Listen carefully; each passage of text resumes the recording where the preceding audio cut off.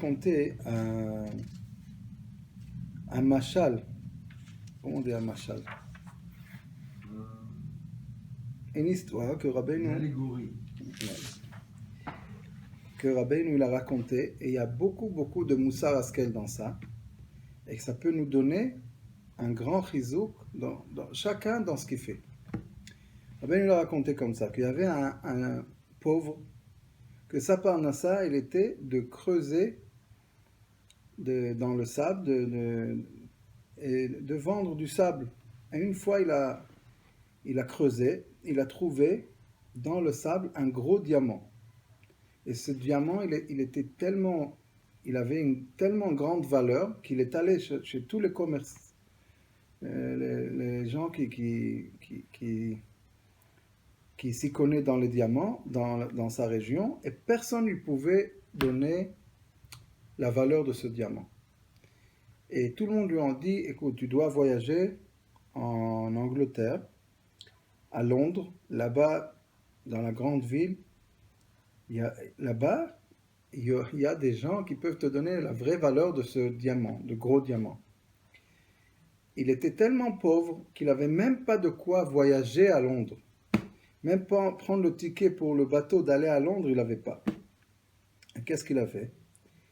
Il est venu au bateau, il a montré au capitaine du bateau le diamant qu'il a. Le capitaine, il a compris que ce bonhomme, il est caniré un Richard caché. Il lui a mis la meilleure chambre dans le bateau, il a donné du grand kavod. Après, il est venu le voir, il lui a donné des fruits, tout ce qu'il voulait. Et il était en train de l'admirer et de voir, chaque jour, il venait voir le gros diamant qu'il a dans ses mains. Et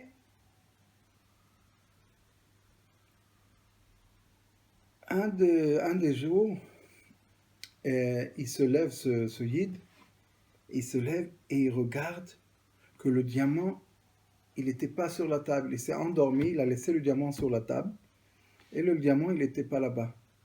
Il s'est rendu compte que le serviteur qui nettoie les chambres, il a pris la nappe avec tous les miettes, avec tout ce qu'il y avait, et le diamant dedans, il a secoué dans la mer.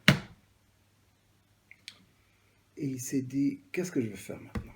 Si je vais commencer à pleurer et à dire que j'ai perdu mon diamant, j'ai même pas de quoi payer j'ai même pas de quoi payer pour le bateau. Le capitaine, il va me mettre, il risque de le jeter à la mer. Il s'est renforcé et il a dit, je fais semblant que rien n'est arrivé, sourit, il a continué à sourire, il était très lebedik, besimcha comme ça, comme rien n'est passé. Le capitaine, il rentre et il lui dit, écoute, je vois que tu es très capable, tu es très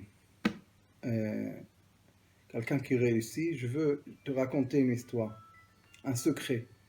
J'ai acheté quelques mille de sacs de blé sur mon nom à Londres. Et ici dans le bateau, je dois mettre ça à Londres. Mais comme je suis travailleur officiel, je veux pas que ça soit sur mon nom parce que les gens ils risquent de dire que j'ai volé de l'argent de la coupa de la caisse de royauté. Alors donc, je veux marquer ces sacs sur ton nom. Et après, on partage.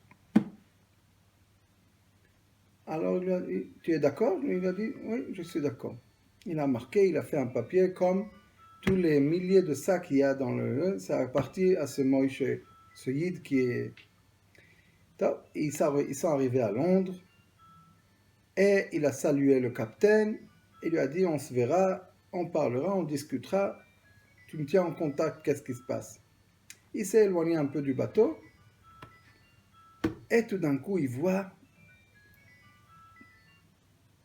plein de gens autour du bateau. Il a demandé, il est retourné au bateau, il a dit, qu'est-ce qui est arrivé? Le capitaine, il est sorti du bateau, il est tombé, il est mort.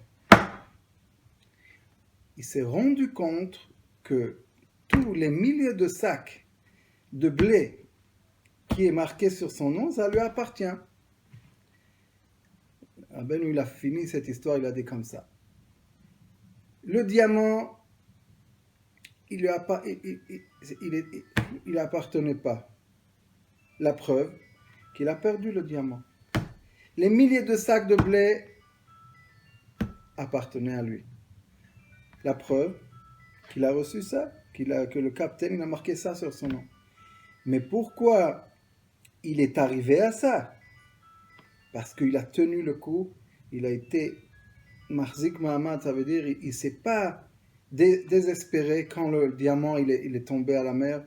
Il a fait semblant il a continué à être Besimcha, et avec ça il est arrivé à ce qu'il devait arriver.